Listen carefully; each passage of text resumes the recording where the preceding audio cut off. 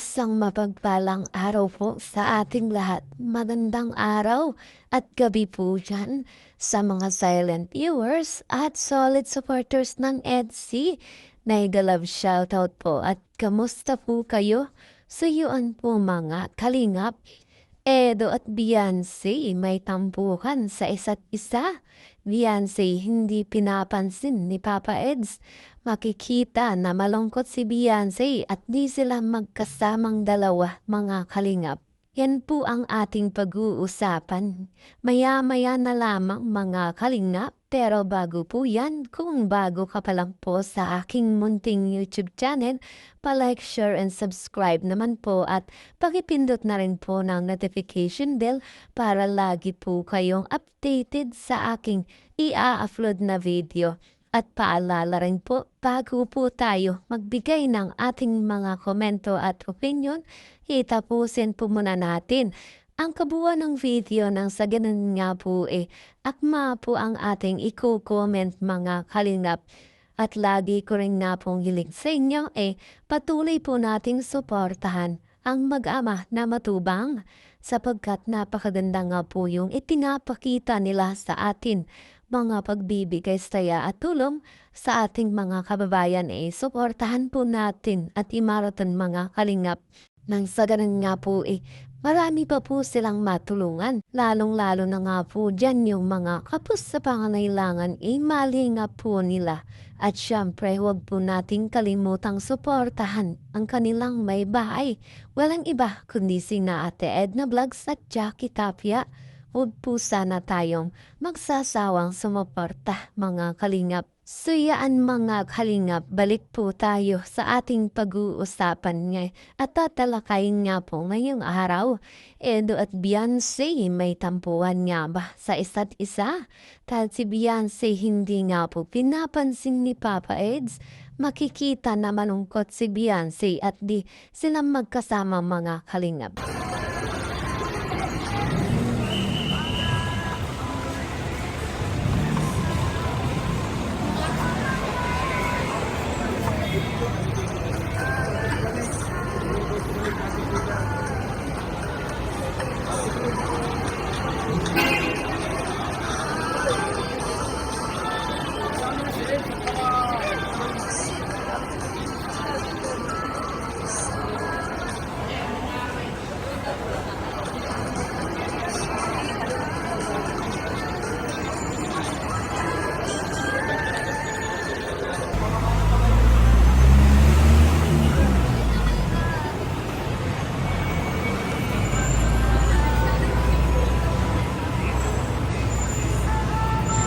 Siyaan nga po mga kalingap, kung makikita nga po natin sa video ay talaga namang hindi natin nakitang nag-uusap itong dalawa at talagang malayo sila sa isa't isa mga kalingap. Kaya masasabi nating mukhang may tampuhan itong dalawa.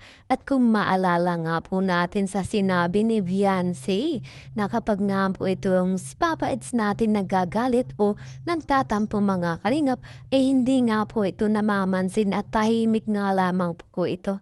At syempre, kitang-kita rin naman po sa mukha ng dalawa na itong si Beyonce ay talaga namang malungkot at talagang seryoso at dun nga po sa sulok lamang siya tahimik mga kalingap. At ganon rin nga po itong si Papa Eds, hindi makita nga po na mukhang masaya itong dalawa. At ganon rin nga po ay talagang syempre masasabi din nating pagod lamang siguro itong dalawang ito mga kalingap. At yun nga po talaga namang kung kaya ganito lamang ang kanilang sitwasyon o kanilang reaction dalawa. Syempre po mga kalingap, yung ilan ay talagang nasasanay na magkadikit itong dalawa lalong-lalo na nga po sa kanilang mga anniversary na dinaraos o pinagdiriwang mga kalingap ay talagang makikita natin ng sobrang sweet itong dalawang magkasama at syempre mga kalingap, yun nga talaga ang kinasanayan ng ilan. At makikita lagi natin sa video na itong dalawa ay magkasama nga po.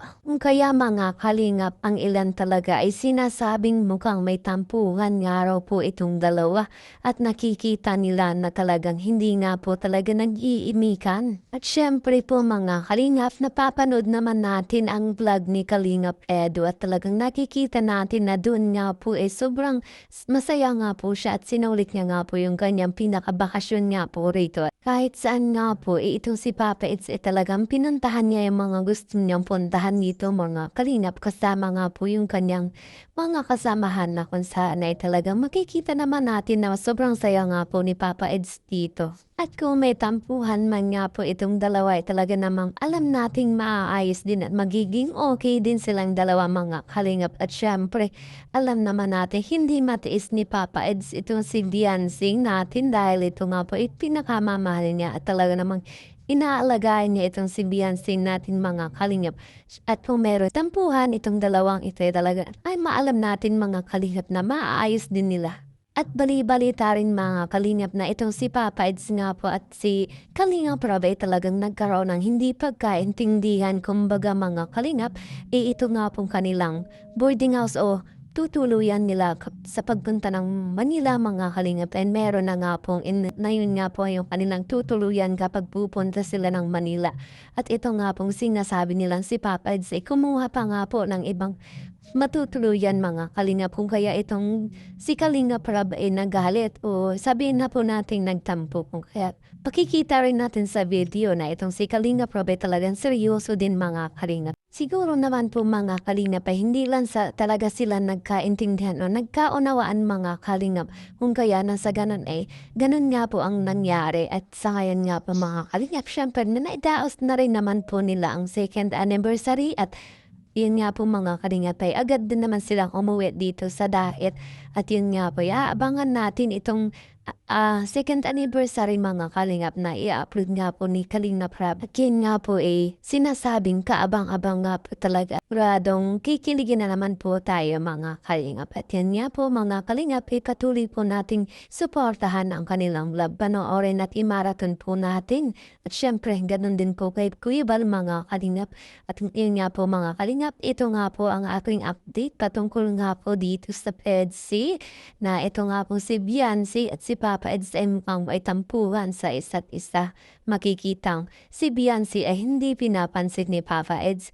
At yun nga po makikita sa mukha ni Biancy na mukhang malungkot talaga itong si Biancy.